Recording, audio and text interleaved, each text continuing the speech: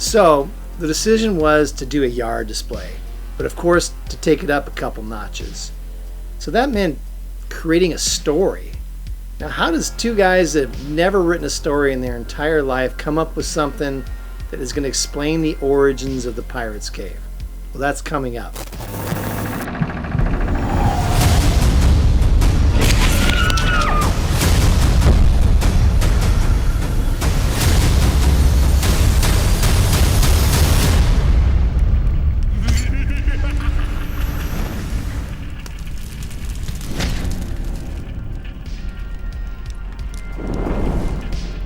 So I've been in post-production all my life. I've never written a script. And here I am with the challenge of trying to tell a story of dead pirates and how they came to be and how we integrate some of these great set pieces that we have from the previous year. I liken it to how they must have written the original Pirates of the Caribbean. You see, Disney had all these great set pieces and props and iconic imagery that we're all so familiar with. And they knew they wanted to integrate all these pieces into the first Pirates of the Caribbean story.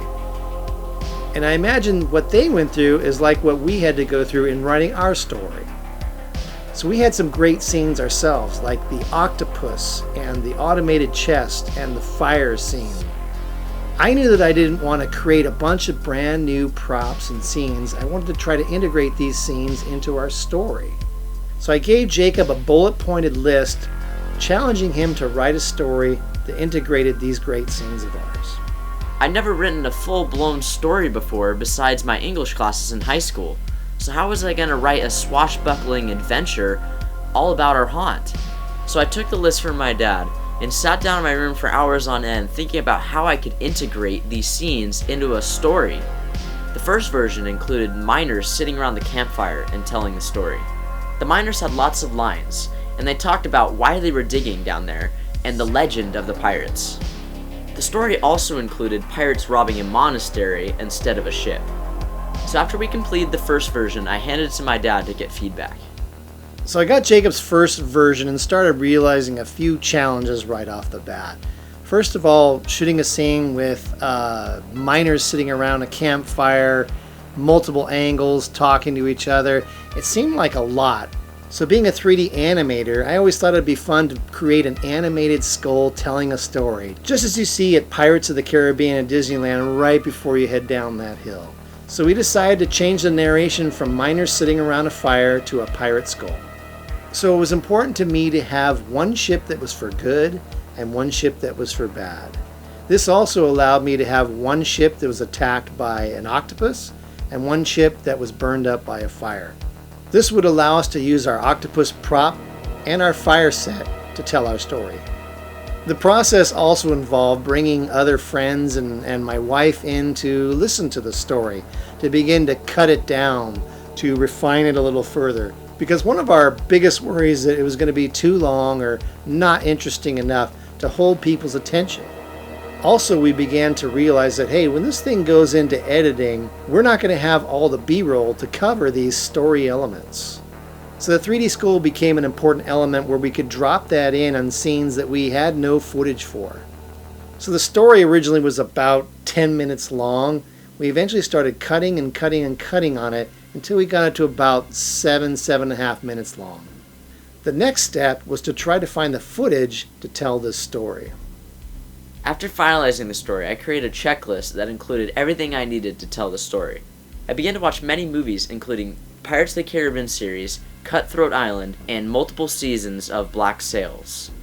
There were several scenes I couldn't find footage for, so that's when I turned back to the narrated skull to tell the story.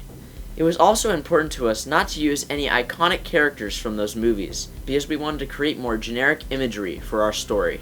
It took me a little under 2 weeks to find all the footage we needed for this story. And it took an additional 2 weeks to edit all that footage into one screen. Keep in mind, people, I'm still in school. The next step was to add the sound effects pass for all the screens. The sound effects were very crucial to the final product, as most of the clips had music in them which we could not use. We found 98% of our sound effects on YouTube just searching. The other 2% were purchased through stock libraries. And for you movie fanatics out there, I even added the Wilhelm scream into the final product.